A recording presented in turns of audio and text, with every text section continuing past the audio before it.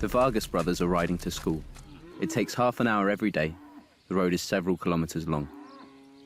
Unlike Europe, in Uruguay, riding a horse is not considered a luxury, but often a sign of poverty.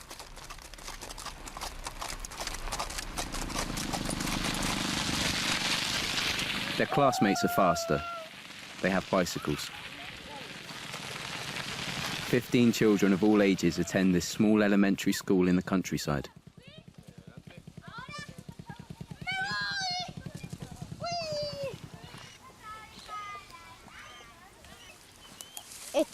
We borrow this horse from a neighbor. He hardly ever uses it. We ride to school, even if it rains a little. But when heavy rains come, we can't do this. The white tunic with the blue ribbon that the children wear is the standard uniform across Uruguay's public schools. It's used to disguise signs of class difference between the pupils.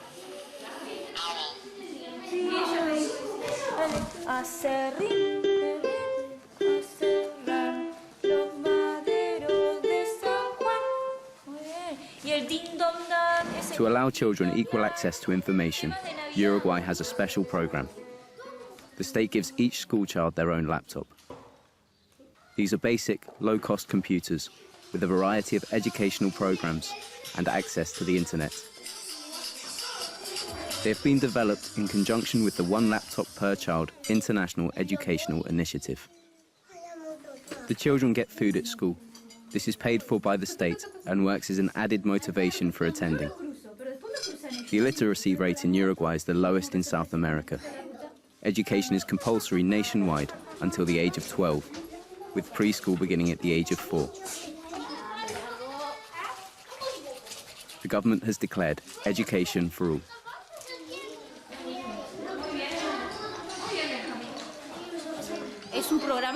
The laptop program is an initiative for the 21st century. We need to educate the children differently so that they understand the world of today. This is a very active world that is changing rapidly, a world of technology, communications, and media.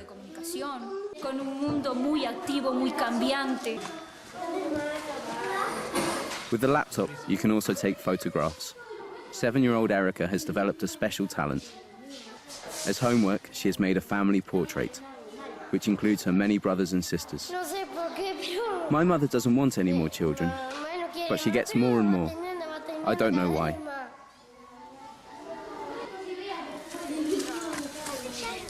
For Erica, without the laptop, photography would have been unthinkable. Her family cannot afford a camera. They only have the most essential things they need in order to live.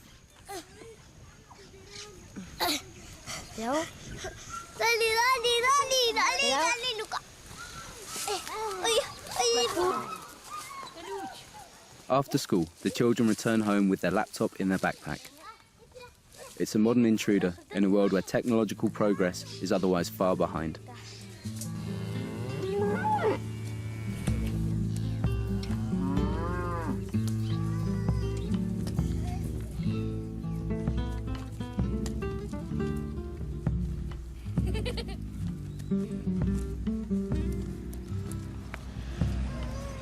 Erica's house has no running water. Her mother is 25 years old and is expecting her 7th child.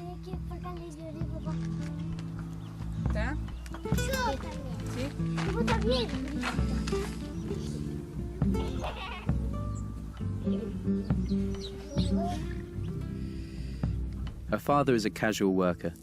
He knows nothing of computers, but he hopes his children will have a better life. The laptop gives them access to education and the modern world.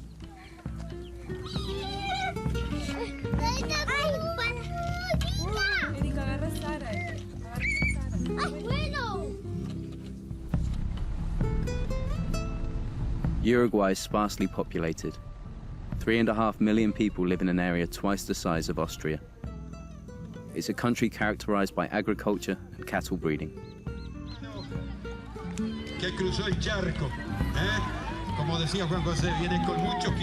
The government's investment in education, in developing brain power, is aimed at creating better prospects for future generations.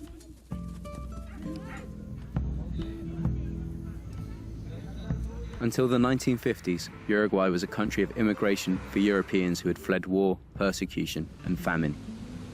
At that time, this small country on the Rio de la Plata had an advanced welfare state. 3 years ago, school laptops were first introduced into the country. And only in the last phase were they introduced into the capital Montevideo, where 1.5 million people live, almost half the population. Julieta Rudick grew up here before her family emigrated to Europe in 1973.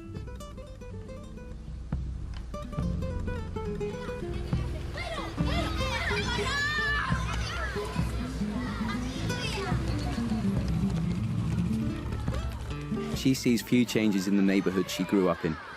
The same children's voices, the same uniforms. Only the presence of the little green machines show that time has passed.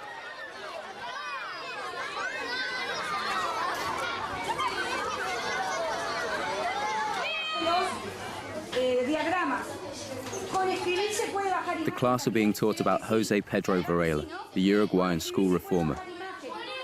The teacher tells the children to appreciate how free compulsory education has been around since the 19th century and how religion is not taught in state schools here. Secularism is highly favored in Uruguay. Jose Pedro Varela once said, "Just like the sunlight, education must reach everyone." Julieta was also raised on this mantra as a child. Today, however, the lesson is different. A greater emphasis is placed on individual viewpoints. With their new tools, the children can research as they wish.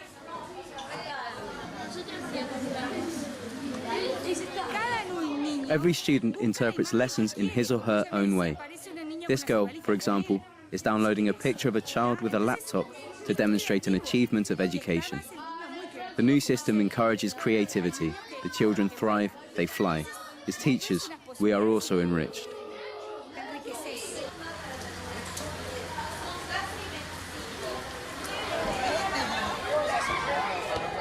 Thanks to Facebook, Julieta has tracked down her former classmates and teachers. Every third person in Julieta's class emigrated after the military coup or because of the economic crisis. Gabriela has flown in from Ohio to attend this reunion. Gustavo from Buenos Aires and Julieta from Vienna.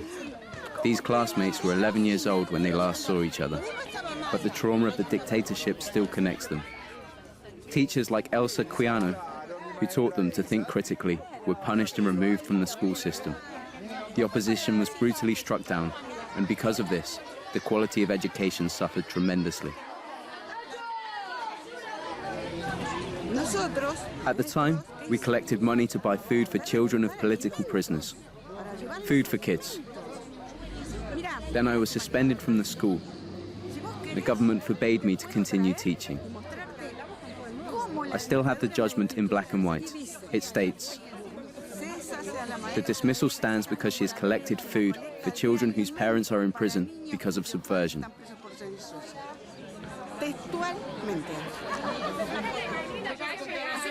As the group reconstruct their old class photo, they celebrate that those days are past. They agree, today things are getting better in Uruguay.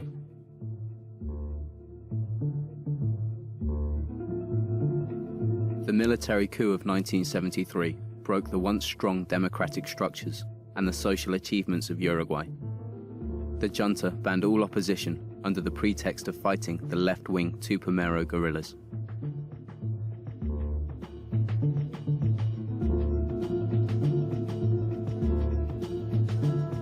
The murder and torture of political prisoners was common.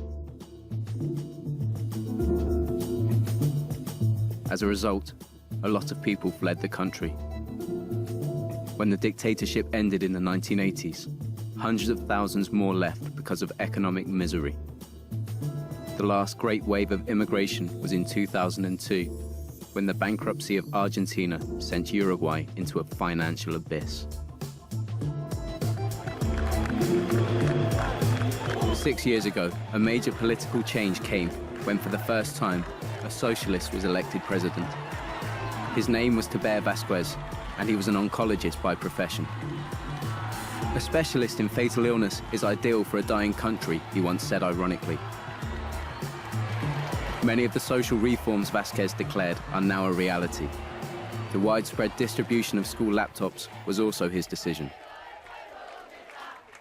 The then President Vasquez was a cancer doctor by profession and was accustomed to making risky decisions that another head of state would not have made. The fear of failure means that politicians often shy away from innovative school projects.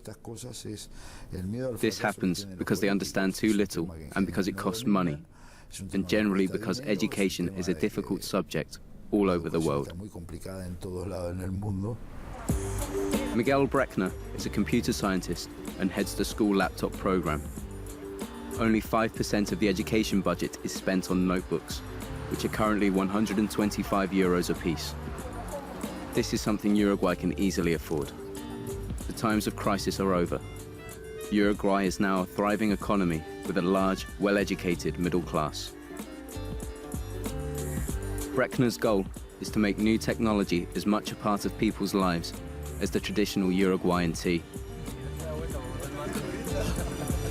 He envisages a generation of children who use computers and the internet like their mother tongue.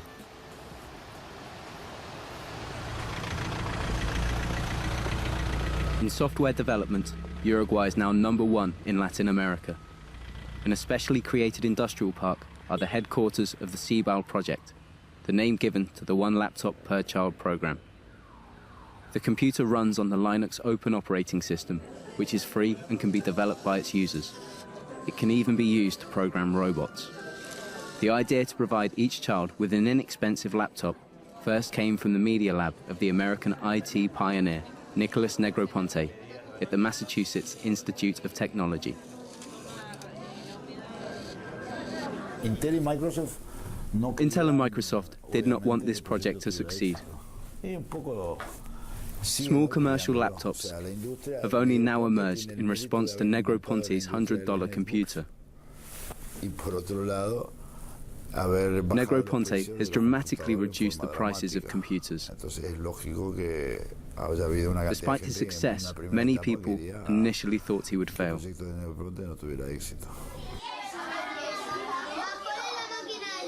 There were also opponents of the educational computer program. The teachers and the school board were in disagreement, but eventually the president of the board implemented the laptops against their will. Many teachers still do not know how they can use the laptop for teaching. They feel left out and overwhelmed, and many end up asking their students for help. Which of these games is for learning? Here. These are learning tools. Here, miss. You see how someone can use the program? There's a whole page.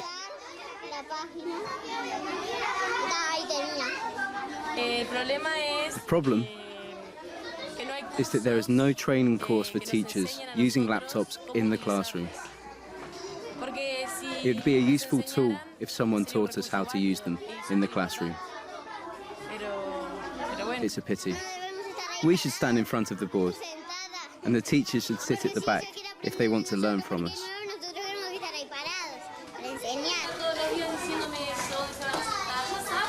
It's amazing how naturally the kids explain this world to the adults with just a little bit of knowledge. The new generation of digitally savvy Uruguayans is already here, to the discomfort of some parents.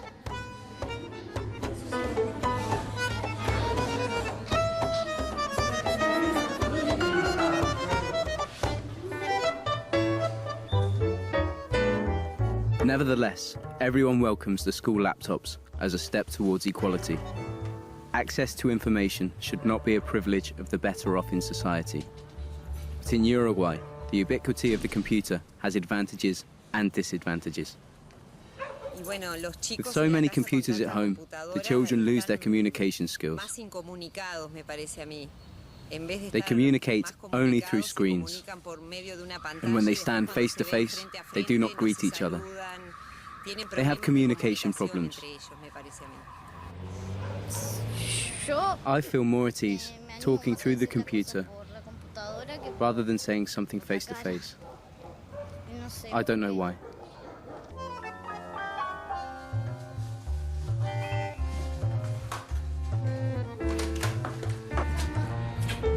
Despite their reservations, more and more parents actively support the laptop program.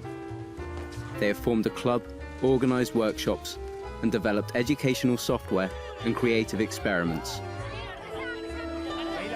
This bike-driven generator was developed jointly by parents and students and was made from recycled material as an environmentally friendly charger for the laptop, a toy to promote environmental awareness.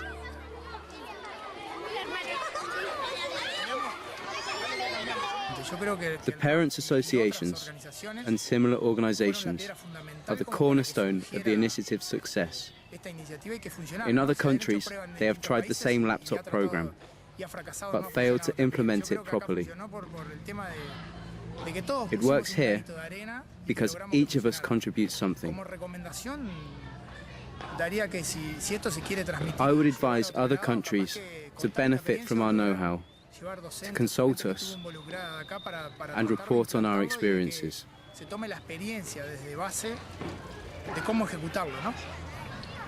A spirit of improvisation is required. Uruguay's implemented the one laptop per child program in the shortest time possible, as though it were a matter of urgency. Without prior knowledge, it's clear that some things have gone wrong. The laptops are not quite as robust as first thought, and many break down. This means that teams of technicians have to travel across the country to repair the computers. But this has helped to create new jobs. Instead of paying for the repair, those who have no money can take a course about how to use the device. This is not a piggy bank, so please do not put coins in it. This slot is for the memory card, which stores information, so the hard drive does not get too cluttered.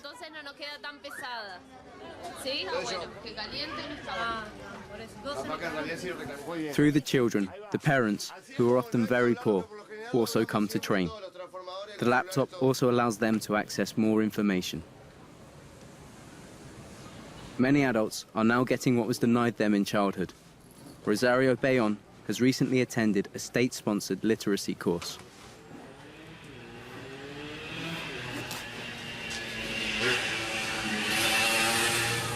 The mother of three is unemployed and has spent her entire life in this slum on the outskirts of Montevideo. Despite compulsory school attendance, 2% of the population are still illiterate, especially amongst the poorest.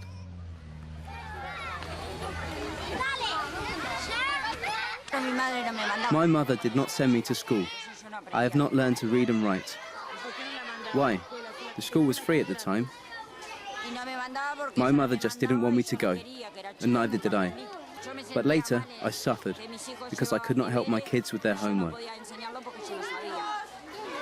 Now, after a literacy course, I can read a bit, and I'm attached to the laptop.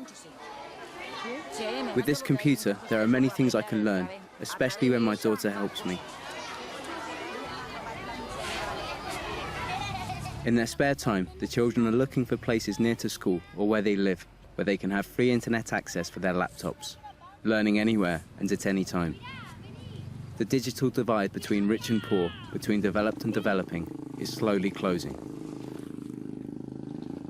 But skepticism remains. It takes more than the mere distribution of laptops to get a grip on poverty, unemployment, and drug addiction, say many in the slums. The school director Rosario Martinez tries to explain the advantages of the computer to a skeptical father. The child has to go to school in order to connect to the internet.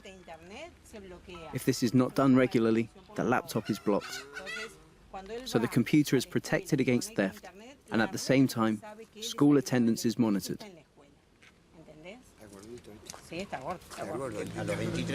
When I was 23, I had 12 or 13 years in prison behind me. I grew up in juvenile institutions and prisons. I've seen people being murdered, and I've killed people myself. Eventually, I got shot near here.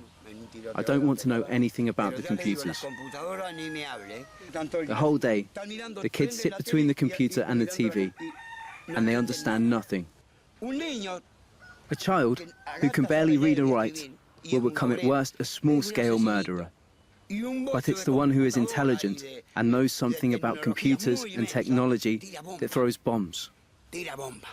A stupid person does not throw bombs because he is scared and has no idea about them. He is cautious, modest, and quiet.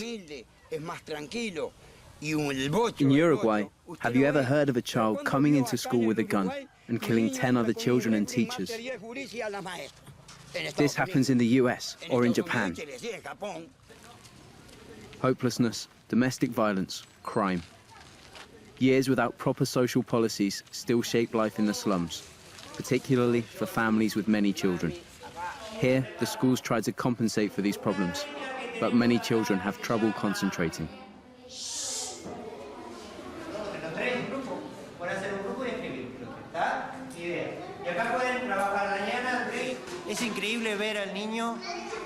It's amazing to see how a child gains confidence through the computer.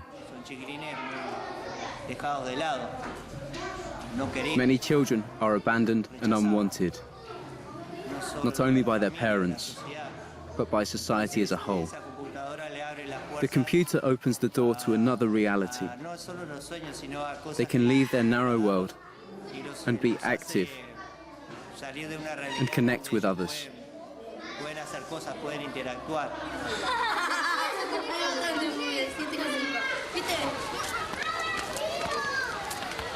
In this environment, only a few make it to high school or go on to do apprenticeships. University students want to give disadvantaged children education free of charge. Uruguay's president supports this new initiative.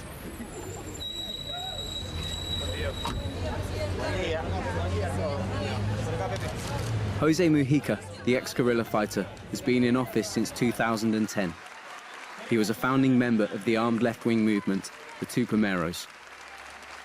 He spent 15 years in prison under the dictatorship, including time in solitary confinement. Today, Mujica is a staunch Democrat and stands as the president of Uruguay. These images became a symbol of political change in Uruguay. The military pays tribute to the old guerrilla. He has never given up his ideas of social justice, but today he seeks consensus rather than confrontation.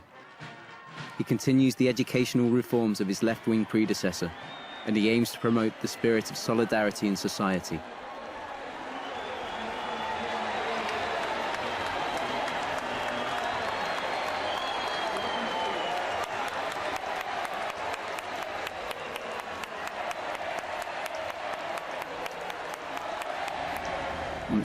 The human brain.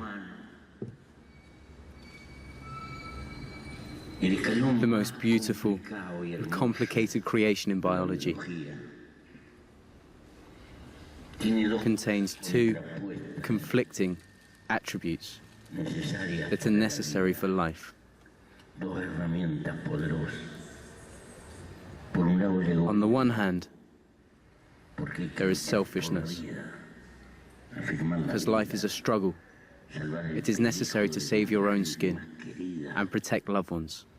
This is imprinted into you, whether you like it or not.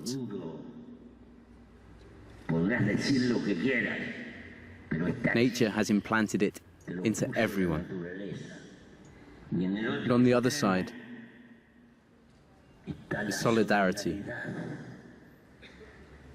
This is a requirement of our entire species, so that mankind remains on the surface of the earth and multiplies. Our life is like a constant game of chess between egotism and solidarity, and both are a pure expression of nature. At a young age, solidarity is particularly strong, because life is like a hymn. But there comes a time in your life, it is my generation, the elderly, where everything is grey, where nothing is possible, where nothing matters, and you should not believe in anything. It slowly freezes your sense of solidarity, without you knowing it, and you become a prisoner of an ideological selfishness. You become swept up in a consumer society. The president lives as he preaches. He has not let himself be seduced by consumer society or the privileges of his high office. Today he is not home. The neighbor's daughter greets us. Her mother opens the door to the residence of the former guerrilla and our current head of state.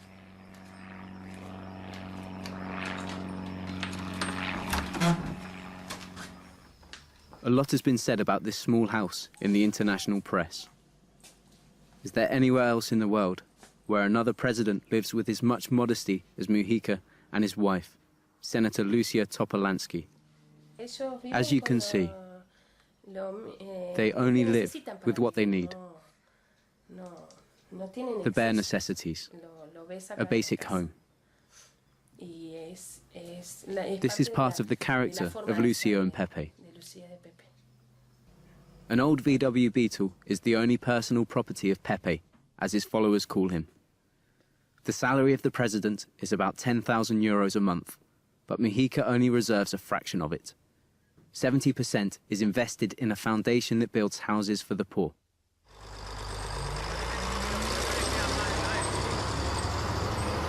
Jose Mujica agrees to an interview in his office in downtown Montevideo. So what does the president think of the school laptop program? There is no machine that changed the world, but it helps. Each development brings a certain euphoria at the beginning, a kind of fanaticism. But I believe that this instrument can be a big help. It helps to democratize, to give people access to things that they would not otherwise have. For us, this is quite clear.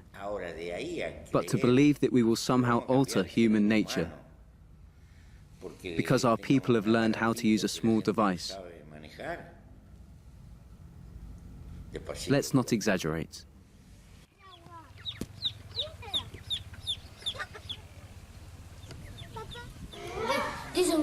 Many say that I am very elegant and will be a model.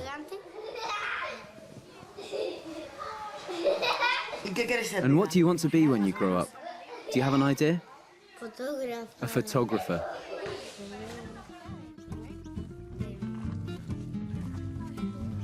Without a computer and access to the internet, this young girl's view of the world would have been dramatically different. Following the example of Uruguay, more and more countries in Latin America, Asia and Africa are equipping schools with cheap laptops to try to prepare future generations for the digital age. Their landscape may be changing, but there are still some more simple pleasures in life for these children to enjoy.